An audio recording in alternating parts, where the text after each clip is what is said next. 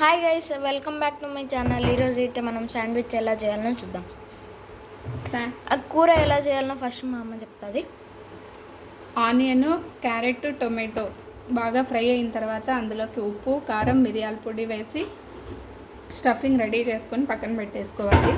తర్వాత శాండ్విచ్ కోసం bread slices తీసుకుని దానికి బటర్ అప్లై చేసుకోవాలి. బటర్ అప్లై చేసుకున్న తర్వాత మీ దగ్గర శాండ్విచ్ మేకర్ ఉంటే శాండ్విచ్ మేకర్, లేదంటే నార్మల్ తవా తీసుకునేసి ఇలా బటర్ అప్లై చేసి వీటిని రోస్ట్ చేసుకోవాలి. మేము శాండ్విచ్ మేకర్ ఉంది కాబట్టి ముందు బ్రెడ్ని రోస్ట్ చేసుకుంటున్నాము. ఇలా లైట్ ఫ్లేమ్లో పెట్టుకొని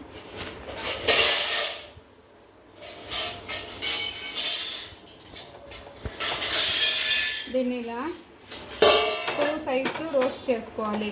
బ్రెడ్ని ఇలా 2 సైడ్స్ రోస్ట్ చేసుకోవాలి ఫ్రెండ్స్.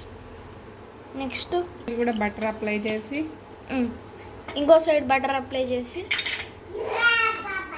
మళ్ళీ శాండ్విచ్ మేకర్లోకి పెట్టేసి నెక్స్ట్ ఇందులోకి కాస్త కూర పెట్టేసి మీరు కొంచెం దండిగా తినాలంటే దండిగా తినవచ్చు. తర్వాత ఇలా చీజ్ స్లైస్ తీసుకునేసి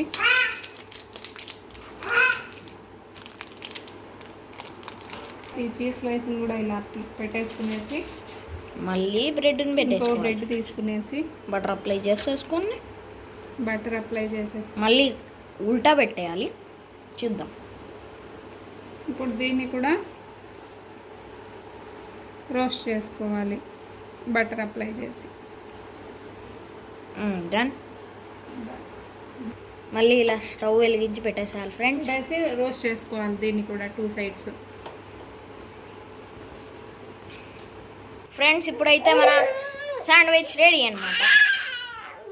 5 మినిట్స్లో చేసేసుకోవచ్చు. ఇప్పుడు కనుక సాస్ వేసుకొని తింటుంటే భలే ఉంటుంది. ఇలా సైడ్లో కట్ చేసుకొని